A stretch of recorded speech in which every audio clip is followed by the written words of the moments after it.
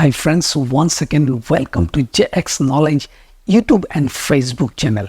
Friends, today we are going to learn how to translate Hindi sentence in English. जी हाँ दोस्तों, आप सही सुन रहे।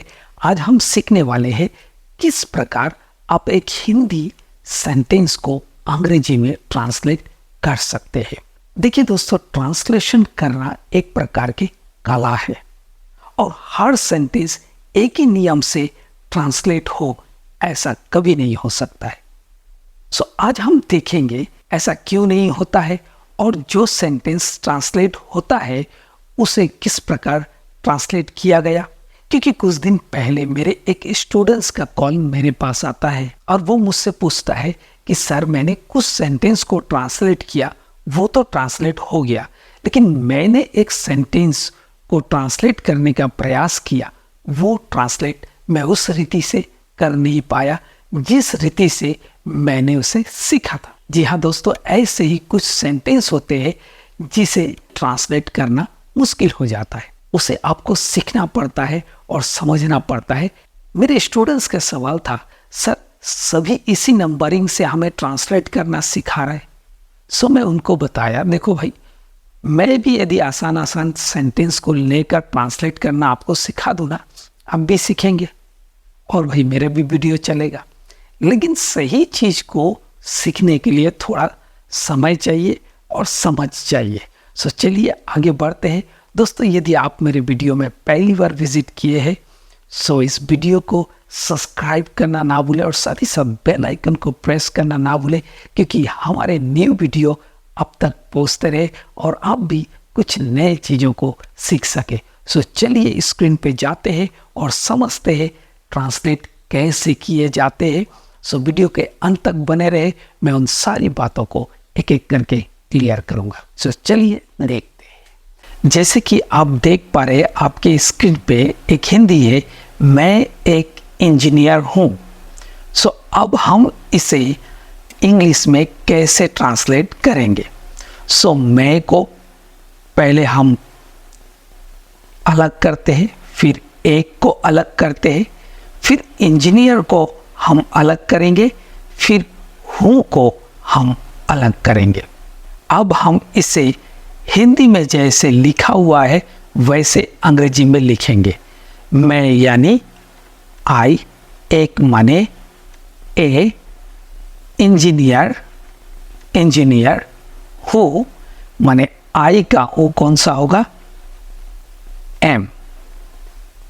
सो आपको ये भी पता होना चाहिए कि आई के साथ हु में एम लगता है। यदि यहाँ पर वी होता सो हम यहाँ पर आर लगाते, यदि यहाँ पर ही होता सो हम यहाँ पर इस लगाते। सो आपको इसके भी जानकारी होना चाहिए, तभी आप ट्रांसलेट अच्छे से कर पाएंगे। सो चलिए आगे हम देखते हैं। अब इसे हम अंग्रेजी में लिखेंगे। सो अंग्रेजी में लिखने के लिए हम पहले इसका नंबरिंग करेंगे, 1 2 3 4। आई हो am, I am 3, a engineer. याद रखिएगा, यदि कोई भी कॉम्प्लीमेंट अंतिम में है सो उससे पहले हम आर्टिकल का प्रयोग करेंगे। सो इस प्रकार से आप ट्रांसलेट कर पाएंगे इसे। लेकिन आगे बढ़ने से पहले हमें एक चीज़ का ध्यान रखना जरूरी है, वो है सेंटेंस जो हम बना रहे, यानी जो सेंटेंस को हम ट्रांसलेट कर रहे वो सेंटेंस कहाँ से लिया गया, तभी आप अच्छे से बना पाएंगे। सो आपके माइंड में ये होना चाहिए कि ये सेंटेंस स्ट्रक्चर तो नहीं है, या ये टेंस तो नहीं है, या ये मॉडल तो नहीं है। सो इसका भी जानकारी आपको होना चाहिए, तभी आप सेंटेंस को अच्छे से ट्रांसलेट कर सकते हैं। देखिए, हिंदी में यदि हम बात करें तो हिंदी में हम देख सकते हैं सब्जेक्ट, पहले आया, फिर दूसरे में क्या आया, आर्टिकल, तीसरे में आपका कॉम्प्लीमेंट और चौथे में आया आपका हेल्पिंग वर्ब। सो आपका सेंटेंस जो हिंदी के अनुसार बन रहा है वो है subject, article, complement, helping verb. लेकिन इंग्लिश में कैसे बना है? इंग्लिश में पहले सब्जेक्ट आया प्लस आपका हेल्पिंग वर्ब आया प्लस आपका यहाँ पर आर्टिकल आया प्लस आपका यहाँ पर कॉम्प्लीमेंट आया। यदि आपको समझ में नहीं आ रहा है सो आप मेरे प्रीवियस वीडियो को जाकर देखें कि कॉम्प्लीमेंट क्या है। सेंटेंस स्ट्रक्चर में कॉम्प्लीमेंट होता है, इसमें किसी भी प्रकार के ऑब्जेक्ट नहीं होता है, सेंटेंस के अंतिम में ऑब्जेक्ट नहीं होता है, इस कारण हम कॉम्प्लीमेंट को लगाते हैं। अब हमारे सामने एक सेंटेंस है, राम को इंतजार करना पड़ा था। आपको इसे अंग्रेजी में ट्रांसलेट करने के लिए पहले आपको इस हिंदी सेंटेंस को जानना होगा ये कहाँ से आया है, क्योंकि जैसे आपके सामने ये शब्द आ रहा है पड़ा था, सो हो सकता है आप इधर उधर खोजने लगे। सो मैं आपको बता दूं सेंटेंस स्ट्रक्चर से लिया गया है। सो अब इसे हम ट्रांसलेट करेंगे और देखेंगे। सो हम राम को पहले अलग करते हैं, फिर को, फिर इंतजार करना पड़ा था। अब यहाँ पर हम इसे इंग्लिश में ट्रांसलेट करने से पहले इसे हम हिंदी जैसे लिखा है वैसे ही हम अंग्रेजी भी लिख लेंगे। राम एक नाम है, राम को यानी टू, इंतजार यानी वेट करना, डू, पड़ा था यानी हेड टू। जहां भी ना पड़ा था सेंटेंस ना को लेकर आपको काउंट करना पड़ेगा, ना पड़ा था आ रहा है उस जगह पे हेड टू का प्रयोग होगा। अब इसे नंबरिंग करते, एक राम, दो पड़ा, इंतजार, 3। अब यहाँ पर कुछ चीज़ों को हम यूज़ नहीं करेंगे, सो यही होगा इसका ट्रांसलेट। सो कैसे होगा देखिए, Ram had to wait। Okay, so ये हो गया आपका सेंटेंस अंग्रेजी में। Ram had to wait, Ram को इंतजार करना पड़ा था। अब आप कहेंगे यहाँ पर टू का प्रयोग हुआ, को यहाँ पर डू का प्रयोग हुआ, आप क्यों नहीं किए? इसे टू डू भी बोल सकते, सो इसका प्रयोग क्यों नहीं हुआ? सो मैं इसलिए आपको बताना चाह रहा हूं कि हर सेंटेंस एक समान आप ट्रांसलेट नहीं कर सकते हैं। कितने भी आप वीडियो देख ले, कितने भी आपको जानकारी ये होना चाहिए कि ये सेंटेंस जो है हिंदी का ये कहाँ से है।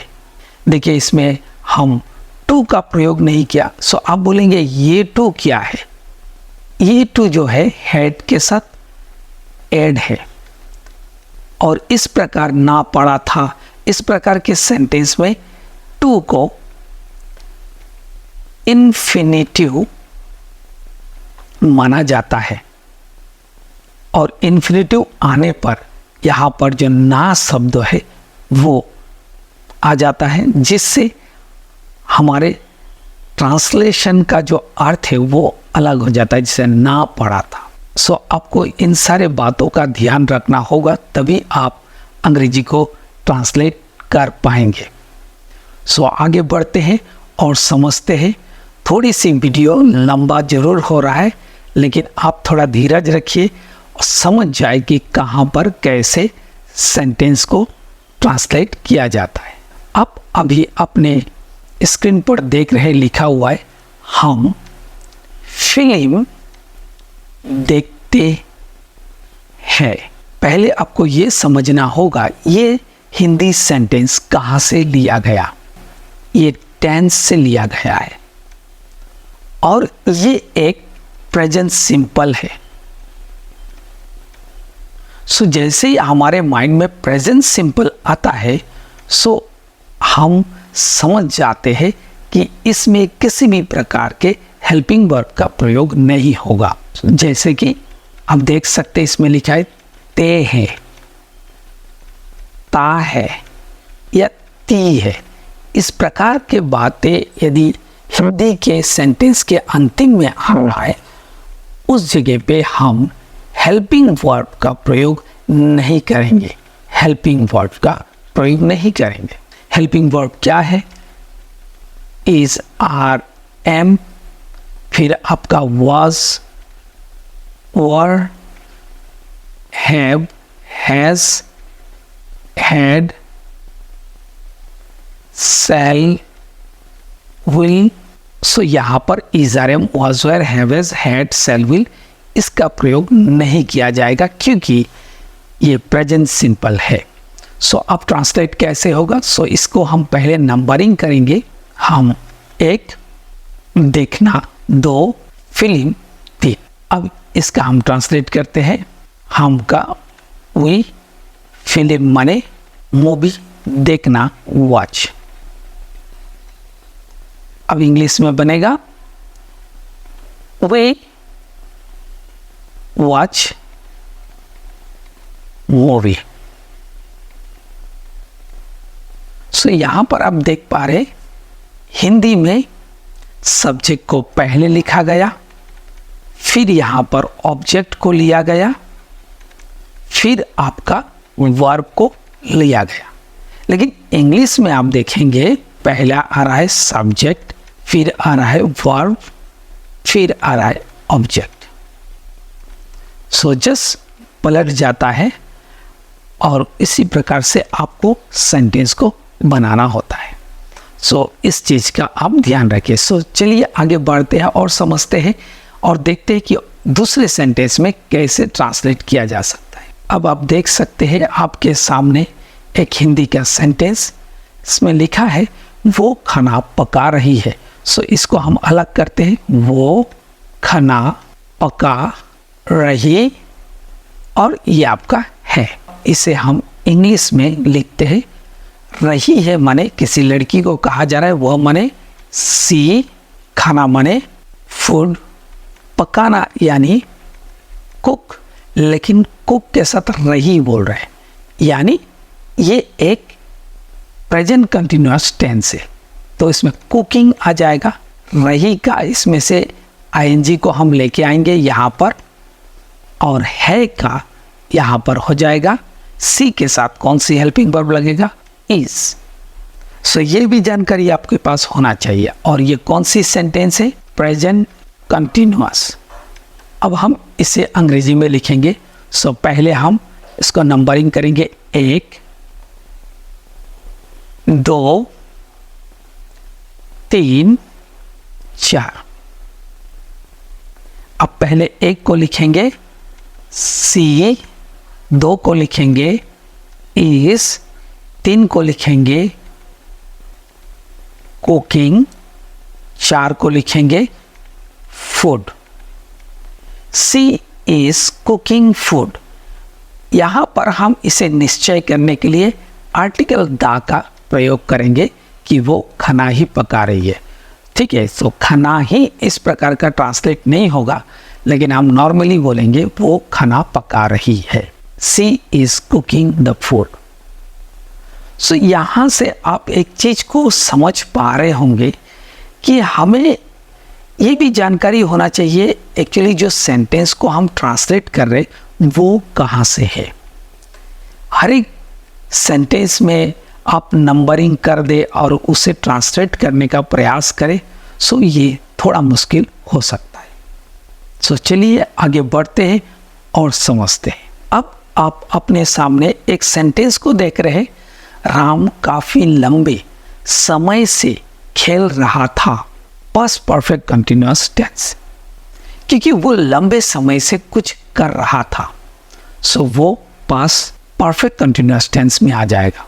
खेल रहा था, अब हमें पता है कि पास्ट परफेक्ट कंटिन्यूअस में यहाँ पर हैड बीन का प्रयोग होगा। सो हमने हैड बीन का प्रयोग कर दिया और रहा था को हमने 2 कर दिया। ओके, उसके बाद हमने खेलने को हम 3 कर दिए, फिर से को हमने 4 किए, काफ़ी लंबे समय को हमने 5 किया और इसके बाद हमने राम को 1 किया। तो 1 2 3 4 5 माने पहले हम देख लेते इसका इंग्लिश वर्ड को निकाल के। काफ़ी माने एनफ, लंबा माने लॉन्ग, समय माने टाइम, से माने फॉर, इस सेंटेंस के अनुसार खेलना माने प्ले होता है, रहा है आया, इस कारण हमने आईएनजी को लाया। सो इस प्रकार से वो ट्रांसलेट कर देगा, लेकिन ऐसा नहीं होगा। यहाँ पर हम पहले लिखेंगे राम, फिर अंतिम का दूसरे नंबर को लेंगे हैड बीन, उसके बाद तीसरा नंबर प्लेइंग से।